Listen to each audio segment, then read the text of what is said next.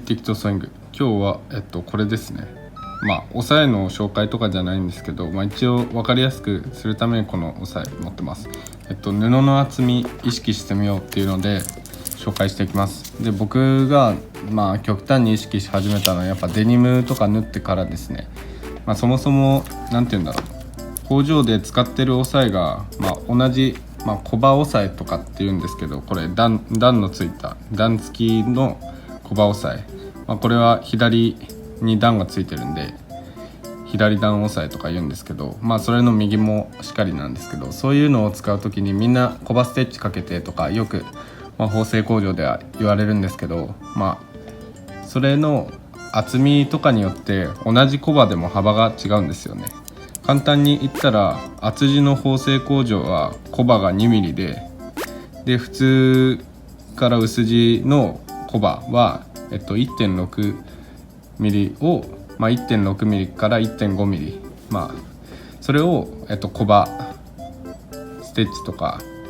コバ幅とか言うんですけど、それなんで普通地で厚地の工場と普通の工場でこんなコバっていうのが違うのかっていうのを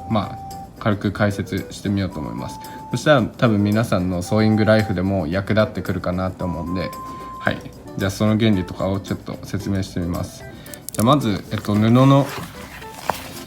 2枚合わせとか意識してもらうといいんですけど、基本って布2枚合わせとかが多いですよね。それ縫った後に例えばここをミシンで縫いましたってなりますよね。点々点と。で、縫った後に縫い代倒したり割ったりするじゃないですか。こうやってで倒した後にステッチかけたりしますよね。そういう時にコバ押さえとか使うんですけど、で使う時にこれが例えばこれ極端な例ですね。分厚い布を縫う時で、これ厚地の縫製工場だとして、ここが端から 2mm 縫われるのがこの 2mm の段押さえなんですけど、これ使って縫うとギリギリ端を縫えるんですよね。わかりますか？タイヤの内輪と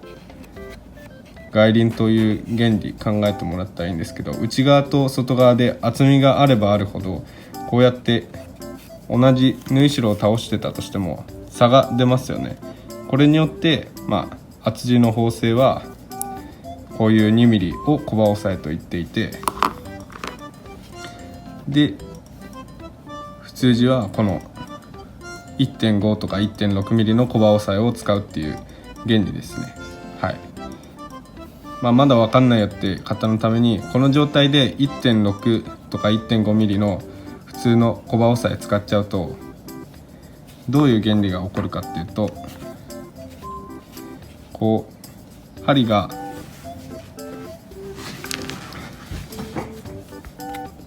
がここを刺す。ここが 1.5 だとしたらすくわないじゃないですか、この2枚目の布は。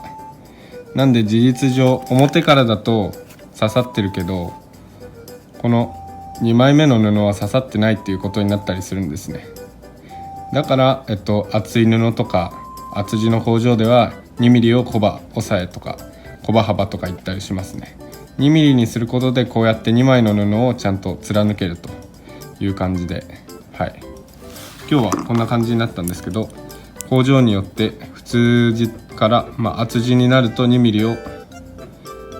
コバ